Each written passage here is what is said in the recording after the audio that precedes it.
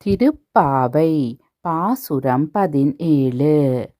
அம்பரமே தண்ணீரே சோரேயறம் செய்யும் எம்பெருமான்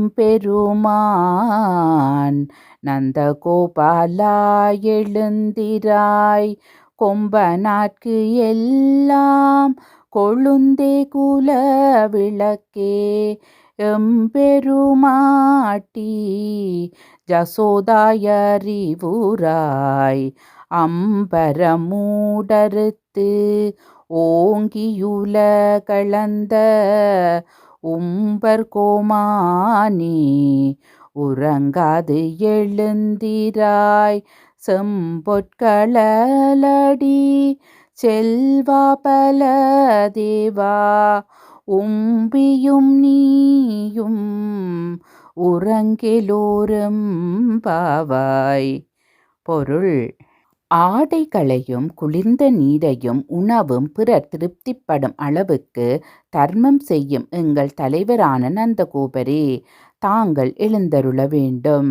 கொடி போன்ற இடைகளை உடைய பெண்களுக்கு எல்லாம் தலைவியான இளகிய மனம் கொண்ட ஜசோதையே, மங்களகரமான தீபம் போன்ற முகத்துடன் பிரகாசிப்பவளே, நீ எழ வேண்டும். விண்ணையே கிழித்து உன் திருவடிகளால் உலகளந்த தேவர்களின் தலைவனான எங்கள் கண்ணனே, நீ கண் விழிக்க வேண்டும்.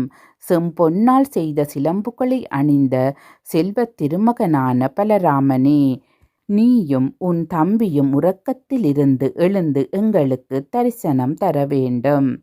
விளக்கம்: திருப்பாவையில் வாமன அவதாரத்தை சிறப்பாக பாடுகின்றாள் ஆண்டாள். 3 பாசுரங்களில் இந்த அவதாரத்தை அவள் சிறப்பித்திருக்கின்றாள். ஓங்கி உலகளந்த உத்தமன் பேர்பாடி என்று 3வது பாடலிலும், இந்த பாடலில் 24வது பாடலில் அன்று இவ்வுலகம் அளந்தாய் அடி போற்றி என்றும் சொல்கின்றாள். அசுரராயினும் நல்லவனான மகாபலி தேவர்களை அடக்கி கர்வம் கொண்டிருந்தான். இந்த கர்வம் அடங்கினால் இறைவனை அடைவது உறுதி என்பதாலேயே நாராயணன் வாமனனாக வந்து அவனை ஆட்கொண்டார். திருப்பாவை பாடுபவர்கள் தான் என்ற கர்வத்தை அடக்க வேண்டும் என்பது இப்பாடல் உணர்த்தும் கருத்து.